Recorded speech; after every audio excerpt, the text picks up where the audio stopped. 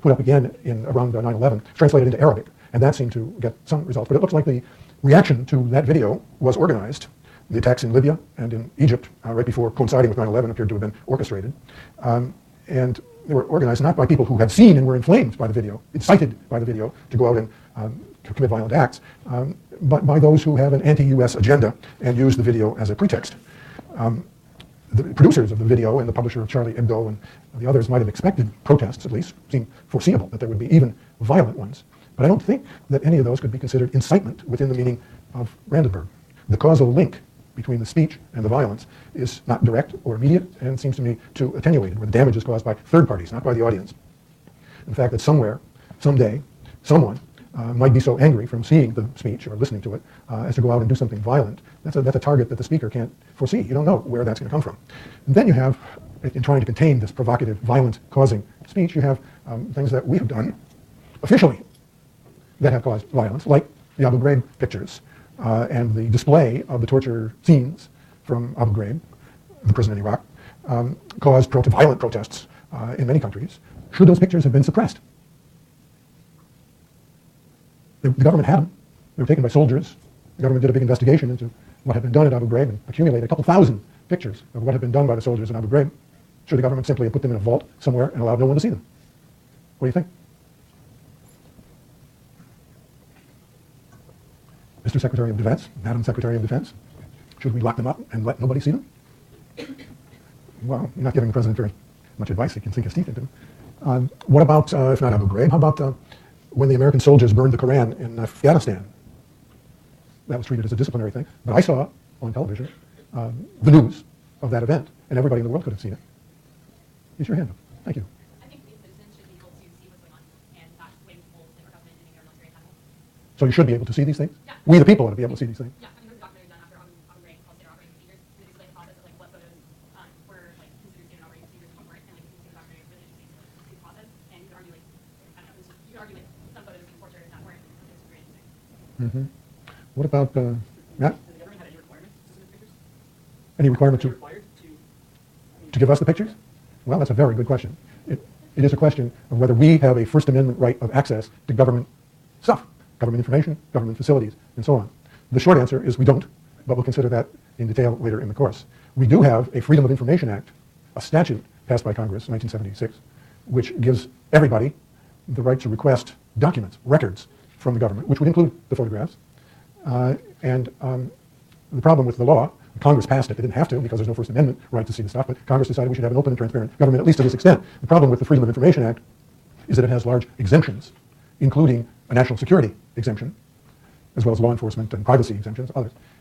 And attempts were made to get all of the Abu Ghraib photographs from the government under the Freedom of Information Act. The Obama administration opposed the request, lost in the Court of Appeals. The Second Circuit Court of Appeals said, gotta give them up. There are apparently a couple thousand of these pictures. The government had released only maybe a dozen or so. There were lots more. And the government was ordered to release the rest of them. The government decided not to go to the U.S. Supreme Court. Obama did initially. And then somebody showed him the pictures. And he changed his mind and said, we'll go to the Supreme Court. Whereupon Congress, acting with lightning speed and a spirit of bipartisanship like you haven't seen in decades, passed a new law exempting these photographs from the Freedom of Information Act. So the Supreme Court then denied certiorari. The case is over. The photographs have never appeared. What about video of the drone attacks in various Pakistan, Yemen, places where we're doing targeted killings, some of which show the deaths of women and children, not just the target, but of women and children?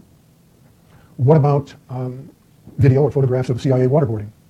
What about the movie? I always get it mixed up, Zero Dark 30, showing graphically waterboarding. What about the pictures of bin Laden? They took him after he'd been shot in the head. The government has those. Surely the release of those would cause disorder in various parts of the world. Should news of them be suppressed? Should the government be able to say, not only we can't see those, but they can't be published? These are hard issues. A lot of people think there ought to be a law. The Chronicle, around the time of the Innocence of Muslims video, did an editorial that says, as a step toward reconciliation with anti-American Muslim masses around the world, the West should adopt measures to stop the misuse of the free speech doctrine to attack Islam. Well, exactly what should that law say? If you think there ought to be a law that stops people from inflaming anti-American sentiment in the Muslim world, what should that law say? I challenge you to try your hand at it. write me a law that deals with the problem that does not suppress admittedly unpopular but constitutionally protected speech. And in your law, be careful not to make the Book of Mormon illegal. You know, if you're going to write a law that says it's a crime to disparage a religion, the Book of Mormon musical clearly disparages Mormonism, makes fun of it, ridicules it in many respects. And then there's all sorts of books like atheist books, the God Delusion, Richard Dawkins' book, wonderful book, making fun of religion and religious people. Is that going to be outlawed under your law? Should Google be prosecuted because it rejected the White House request to take down the Innocence of Muslim video from YouTube? Ask yourself in writing a law whether it would be effective. There's no point in writing a law that's ineffective, especially one that restricts speech. Would it be effective in deterring and discouraging extremist speech, especially speech by those who are willing to be martyrs? If you are not allowed to shout Muslims in a crowded world, or Jews, or Christians, it seems to me we're all a little less free.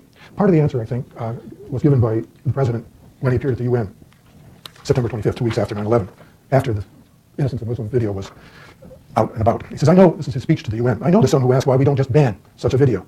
The answer is enshrined in our laws. Our Constitution protects the right to free speech. Here, countless publications provoke offense.